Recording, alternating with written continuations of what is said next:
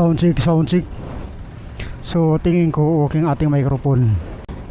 So nakapasok ng ating microphone, di wire. So dito natin umpisahan ang vlog. Sound check, sound check. Okay kaya ang ating mic? Palagay ko okay naman. So dahil mahal ang gasolina, tayo ngayon mga boss ay mag vlog ng nakabisikleta. Bisikleta muna tayo.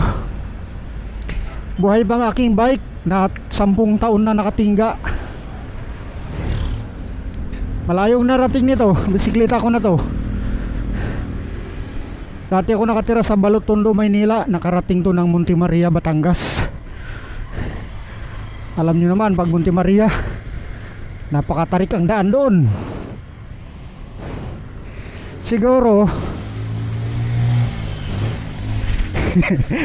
kulang na lang sabihin ko million times ako huminto bago nakaakyat. So nanibago ako sa bisikleta. Nalingon ako ng side mirror. Wala palang side mirror, bisikleta pala. Ano, tumingin na naman ako side mirror eh, wala palang side mirror.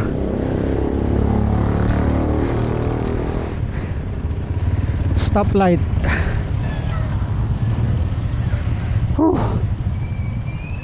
So ang gasolina dito, diesel 87, extreme 73, extreme 95, 74. Pusang gala. Halos 90 na ang fuel. Mag-update tayo ng gasolina gamit ang bisikleta kasi mahal ng gasolina. Yan o, COL. Kanto ng Sabutan Road, GP Rizal Street, Silang Cavite. Kakanan, papuntang Kaong, Maguyam, GMA. Oops! Mahinang arangkada ko kasi ako nakabike lang. Lagi ako natingin ng side mirror. Ano ba yan? Tuta. Aw, aw, aw. Huwag tumingin sa side mirror. Eh wala naman side mirror to eh. Lalagyan ko to ng side mirror. Sayang yung mga luma kong side mirror, tinatapon ko sa luma kong motor. Kita mo talaga pag ang lumang gamit tinatapon mo. Kung kailan mo kailangan, hinahanap mo. Magamit ko sana dito kasi nakakatakot ang bisikleta na walang side mirror. Di naman talaga nilalagyan ng side mirror ang bisikleta, pero ako mas prepared ko na lagyan ng side mirror kasi dati dyan sa Dasma, grabe, humarurot ang puti na van. Grabe, dito na ako sa gilid na to. Gumilid pa ng todo yung van. Basta ang lakas ng hangin humampas sa akin.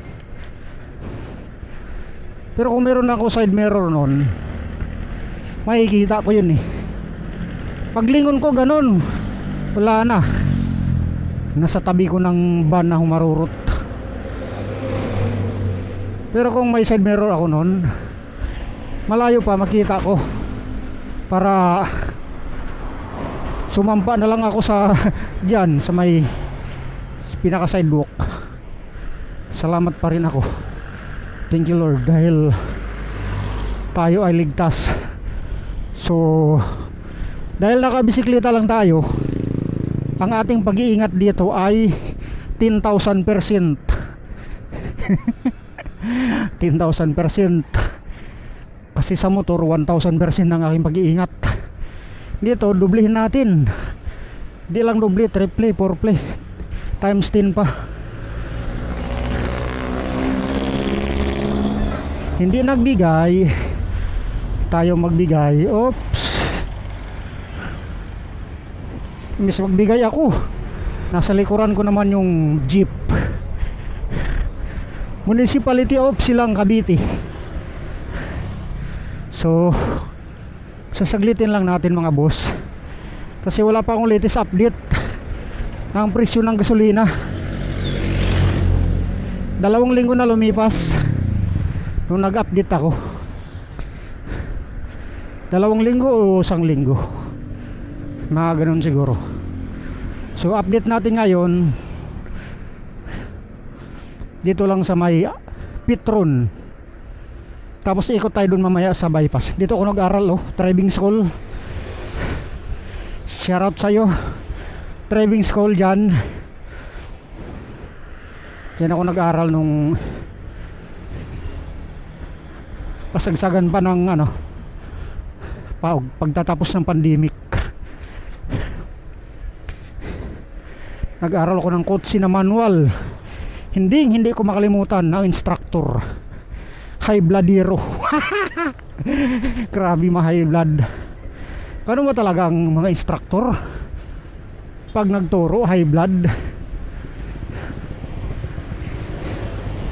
Pubulyawan ka, sisigawan ka. Pusang gala na yan. Expected mo naman pag estudyante di pa marunong. Kailan ang pasensya mo dyan, sobrang haba.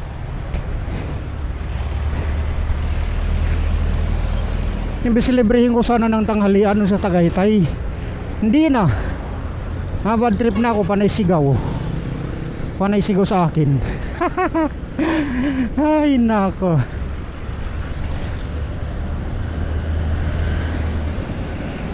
Natural magkamali ka, estudyante ka pa lang. So dito tayo sa Petron. Tingnan natin presyo dito mga boss. Petron. Dito tayo kitang kita ang marka. Yan grabe, 82 ang diesel, extra advance 69, turbo diesel 83, XCS 70. Nalaktaw pagbasa. Run out, wala nang gasolina dito mga boss. Naubusan na ng stock. Ano kaya yan? Unleaded Tagaytay, biyaheng Tagaytay. So wala nang diesel. Ikutan lang natin. Wala nang unleaded mga boss dito sa may Petron. Unleaded dyan yung green na yun Yan run out. Ay hindi, max diesel nakalagay. Diesel pa lang, wala na. So wala nang dito mga boss. Wala nang stock ng diesel sa Petron. Dito lang malapit sa arko ng Silang Cavite. Mag-ingat tayo tumawid, natatakot ako tumawid. Paano kaya ako tatawid? Akayin ko yung ay ito, susundan ko to. Tamang tama, susundan natin to si Busing.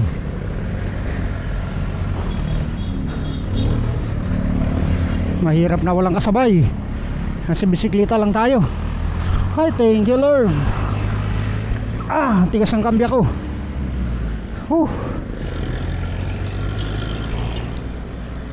So yan ang arko ng Silang Cavite, bayan ng Silang.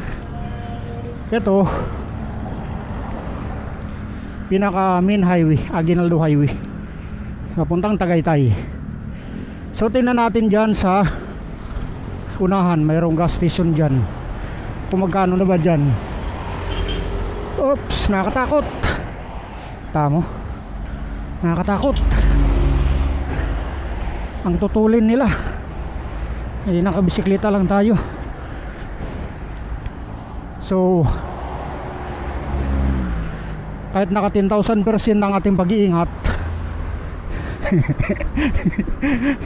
huwag tayo kumbante. Bakit 10,000 yan? Bigla mag 0%. So ilapit natin ang camera. Kasi pag malayo ang camera, grabe, diesel ang tudong-tudo, tumaas. So yan mga boss, 83 ang diesel sa Uni-Oil, Aguinaldo Highway silang Cavite. Ang unleaded 69, ang premium 972.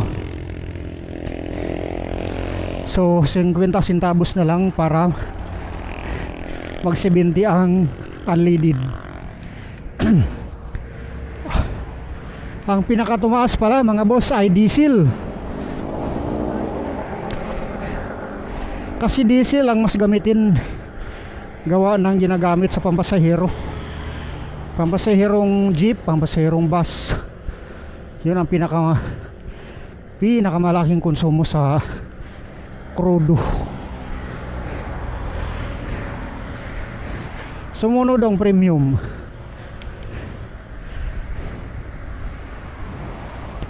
So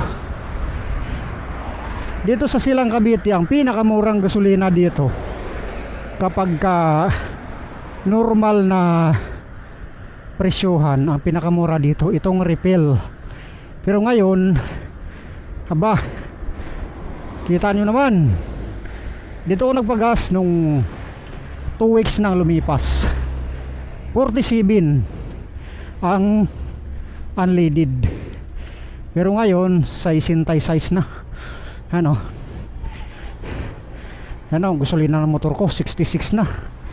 Yung diesel 81, premium 67.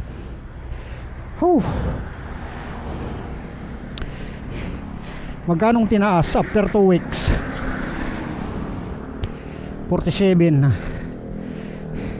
sa 60, 3C ang itinaas. Plus size halos 20 ang tinaas niya, 19. Tama bang kwentada ko? Tama talaga yun. Nakakatakot naman yan. Hindi ko malaman saan ako liliko. Palabas si Busing. Dito tayo sa bypass.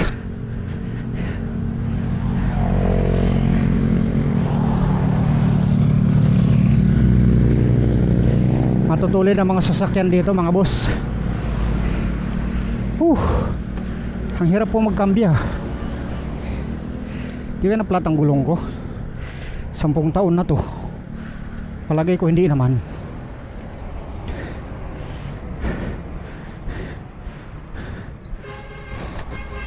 Alerto tayo sa likuran.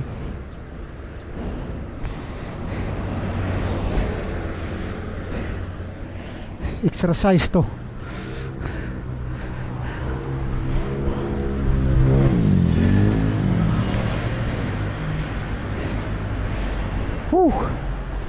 Siguro sa kuha sa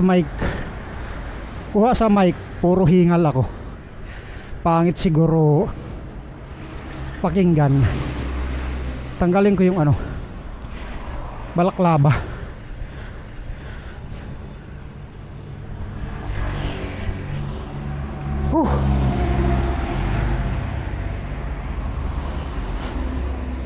Ang pangit pakinggan siguro sa mic. Ang nasasagap puro hingal. Pero ganun siguro nasasagap.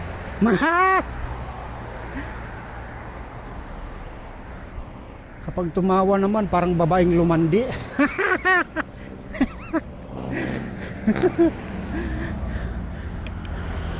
Kapag tumawa parang babaeng lumandi.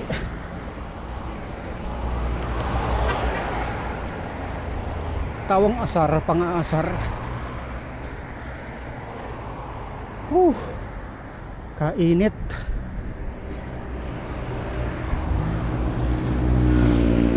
Kung tingnan nyo yung kalsada, kala mo patag, pero sa personal banayad siyang paahon. Kaya pag nakabike ka dito, mabagal ang takbo. So, para umusad ka, pahinga ka konti. Pahinga tayo konti. Tapos sa arangkada tayo.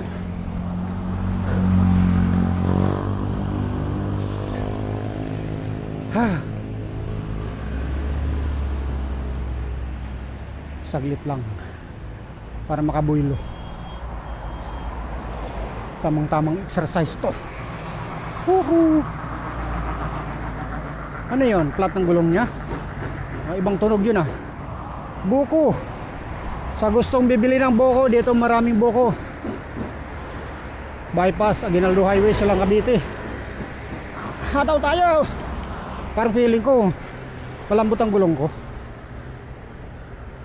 or yung bisikleta ko may sabit. Parang may sabit yung bisikleta ko. Kulang sa adjustment. Kumakagat dun sa pagitan ng brake, kaya mabagal siyang umusad. Pero na lang palusong. So meron isang gasolinahan dito, 79 diesel, unleaded 65, premium 65. Hindi ko nabasahin yung butal kasi pag ni-review ko sa camera, ang pangit pakinggan. Hindi siya malinaw, magulo, sagabal.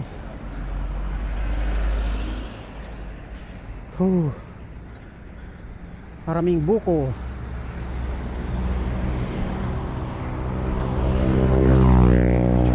Kakaabig na naman sana ako ng ano,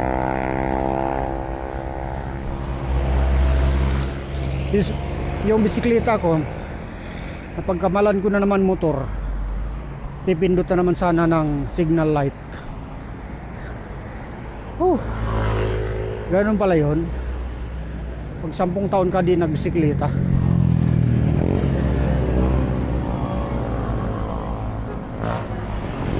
Di naman siguro 10 taon.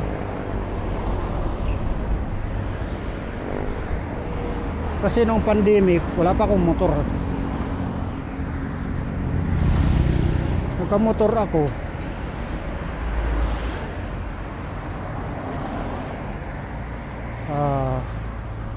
nag-apply ako ng hulugan November 2021. Tapos December, isang buwan na lumipas, wala pa. Kasi nga yung time na yon, nag-aubusan na ng stock ng Honda EDV, yung version 1.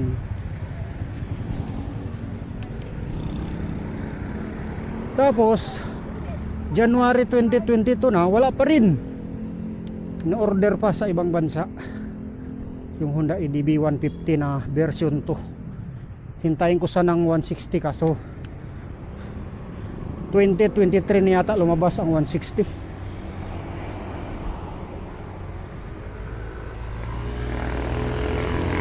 Pagka siguro isang linggo na lang, ma-expire na yung aking ano, ma-expire ng aking requirements. Last minute, February na, mag-Marso na yun eh.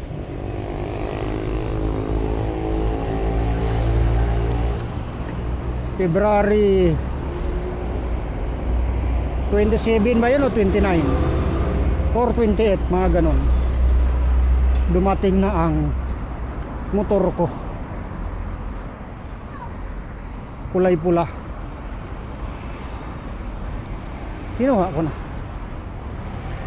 kasi may dumating 2 buwan lumipas, kulay black. Ayaw ko, gusto ko yung pula. Mas eye-catching ang pula kasi malayo pa, kitang kita mo na na EDV talaga yun. Nagandahan ako dun sa decals niya, may guhit sa gilid na pula at saka itim saka puti. Black in black, red and white ba yun? So Meron pang gasolinahan dito, Shell. Dos na lang para 90. Pinakamahal dito 95. Grabe oh. 95 na mga boss. 5 piso na lang para 100.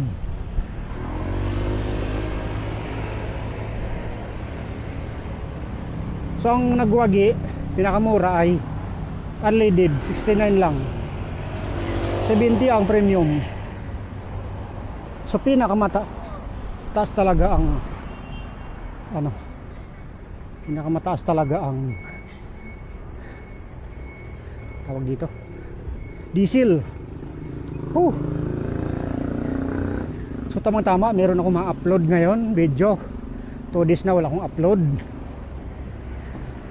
Di kasi pwede na umabot ng 1 linggo bago pa lang tayo umpisa, para maging consistent lang. Wala muna tayong rides, mahal ang gasolina. Siguro mag rides ako malalapit lang, bike lang muna para walang gasto sa gasolina. Gasto mo dito hingal, unlimited hingal.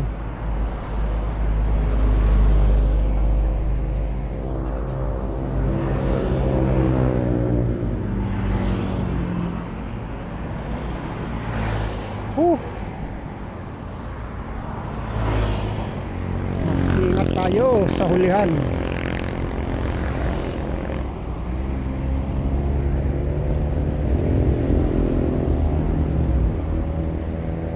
Naubusan ako ng sasabihin. Ganun pala pag nagbisikleta ka, naubusan ka ng sasabihin dahil sa sobrang hingal. Sobrang hingal mo, hihinga ka muna ng dahan-dahan ng maluwag. Naubusan ka na ng topic. Ay.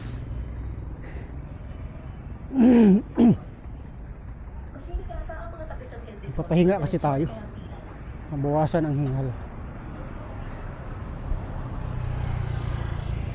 Si tatay counterflow lumiko.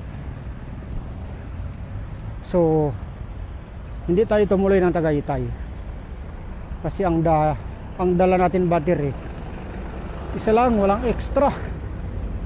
Sa sunod na araw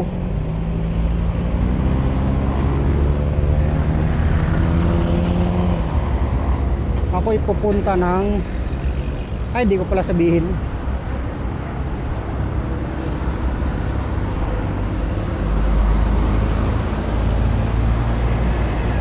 ganun ang aking strategy.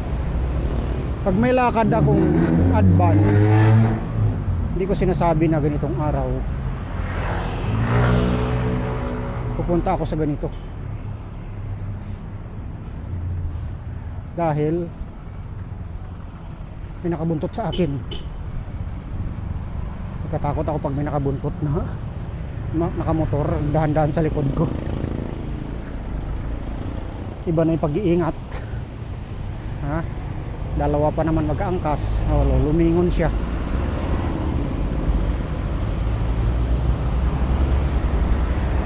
Ilayo tayo sa mga masamang loob.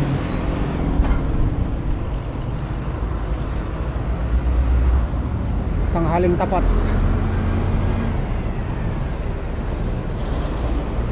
Tumigil sa unahan, tayo babaking. Tama ulang sasakyan.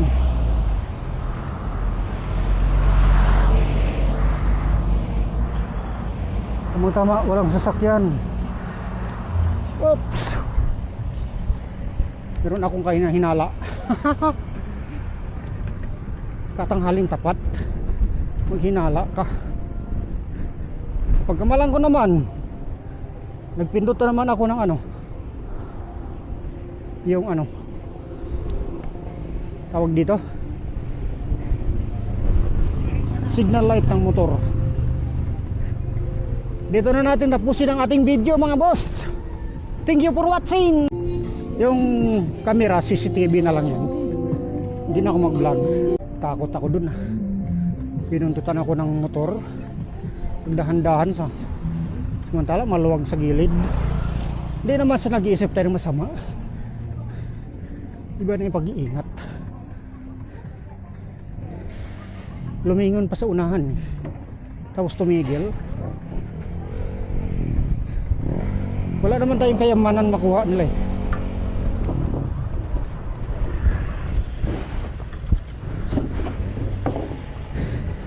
Kasi tayo ay mahirap pa tayo sa daga. Kung gano'ng kahirap ang daga, gano'n tayo kahirap. Walang pagdiskitahan sa ating kayamanan.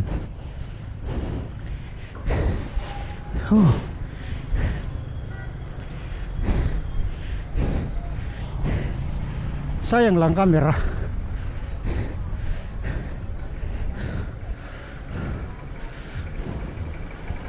Camera kong sira, nabagsak, nawala na sa horizon,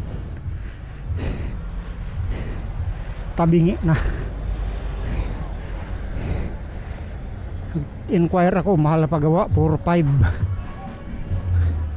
2.5. Ganun ang presyuhan. Palit board 4.5, palit lens 2.5.